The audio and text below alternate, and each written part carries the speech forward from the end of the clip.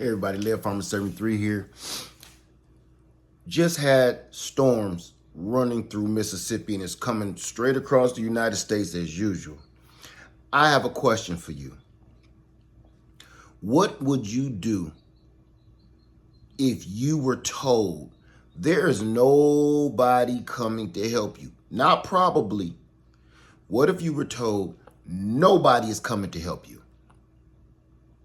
Look, my lights are flickering now. There has been times when we get these storms where the powers that be tell us, get out now, because there will not be anybody there to rescue you, especially, and if there is, it won't be anytime soon. Get out now. So what if you were told nobody's coming to help you? If you're dead set on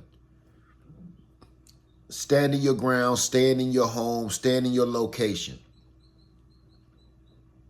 as crazy as that sounds, sometimes you have to, depending on your disabilities or sometimes even just your stubbornness.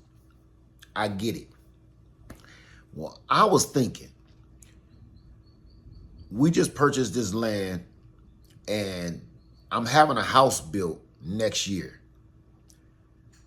One of the first things I'm going to add onto my home is a storm shelter. I stay in South Carolina, Columbia, South Carolina. We don't get hurricanes like Florida or closer to the coast like Myrtle Beach. We're 200 miles inland. But when we get them, we get them. I'm going to add a storm shelter to my home. You may think about adding a storm shelter to your house. If you're having a home built, you may want to have a storm shelter included in your build. If you already have an existing home, you may want to start asking some contractors on how to get a storm shelter on your land or under your crawl space, what have you. This is 2023. The weather ain't getting no better. We see this. It's not getting any better. The storms are getting stronger. The storms are getting more powerful, and there's nothing we can do about it. So this is what I was thinking. You could either ask a contractor to build you a storm shelter. If you can't afford it, it is literally possible for you to build your own storm shelter. You can dig your own storm shelter and you can build it yourself. But here's the thing. They even have places online with diagrams that you could build your own storm shelter. Just like diagrams, you can build your own shed. You can build your own house. They have blueprints on how to build you a storm shelter to accommodate however many people you need to accommodate. You might want to look into that, okay? Then you have, if you already have an existing home, you may want to think about, me personally, if I were to stay in this house any amount of time longer than this next year or two, I would go with an in-home access shelter. That means like where I'm sitting right now, I would have a floorboard where I can go and get right under the floorboard, down through the crawl space into my shelter.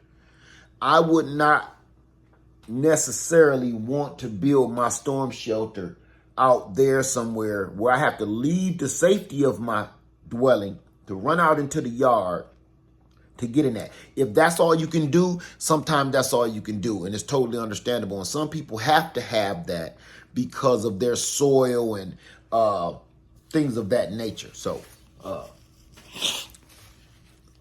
or you can have outside access. Like I said, out there, you can run outside. That's so dangerous. I wouldn't want that. Now, this is another alternative that I would like to have done to our new home. Inside, outside access tunnel. Meaning I can get to my storm shelter through my house, somewhere in my house, and it can tunnel out to the outside. That means if I'm already outside and the storm is coming and it's hitting, I can get to it through the outside.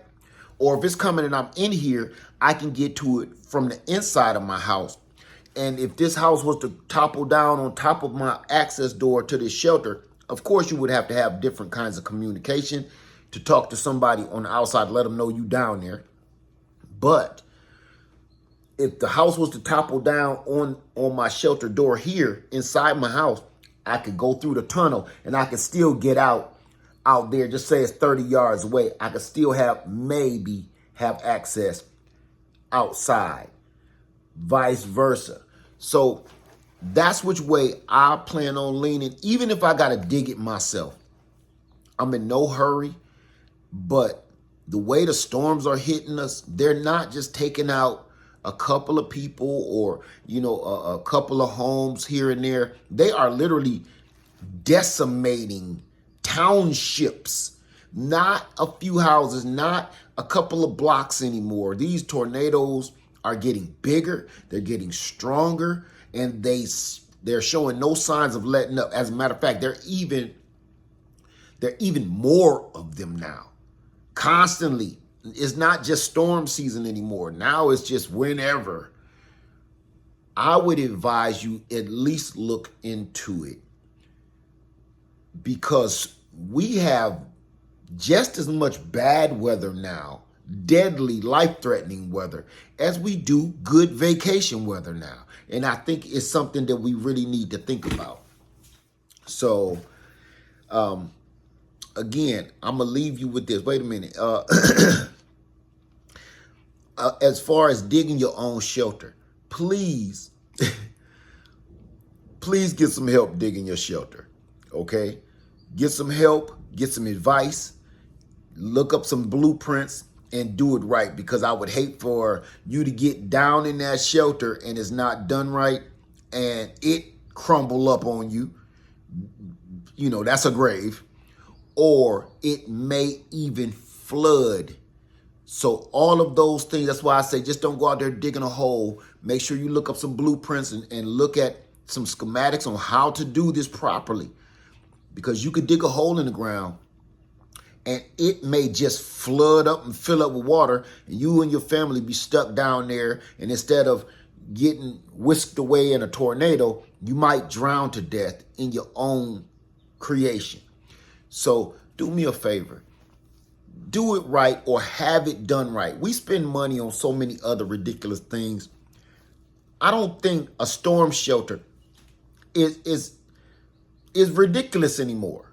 Back in the 50s and before that, everybody had storm shelters. You may buy an old home today and there may be a storm shelter, a bomb shelter, something of that nature somewhere on that land or around the area on your yard somewhere. And you may not even know it. You may want to start looking into that. There was reasons why they did that a long time ago. And for some reason, we all just kind of got relaxed on that. I guess, since there was no signs of, war or anything, we kind of chilled on that. But now we're at war with the weather. So I think it's not a bad idea anymore for us to start putting that in our heads. We'll go out and pay $48,000 for a car that just sits out in your driveway most of the day, most of your life. You only need it to go from A to B, A to Z. You'll pay $48,000 for that car. You will be making payments $500,000 a month on that car. But we think financing or purchasing a storm shelter is ridiculous. I don't know, family. I'm just letting you know. My storm shelter is being researched, and I know exactly where it's going to go on my land when we have our house built. It may even be there before our house is built. Hey, here's one. Why does it have to be one storm shelter? Build two. Just saying. So I'm going to leave you guys with this question.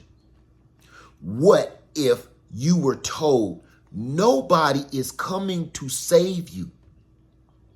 Wouldn't that change the way you do things a little bit different? Wouldn't that make you start preparing yourself to save yourself? I'm just saying, okay? If you knew that, I think you would start moving a little different. And I think we all need that. All right. So with that being said, Laird Farmer 73, please be safe. Stay warm. These days now, stay cool. Even though it's spring, it's like summer already. Stay cool. Stay safe. I love you. Be careful. And I'm out.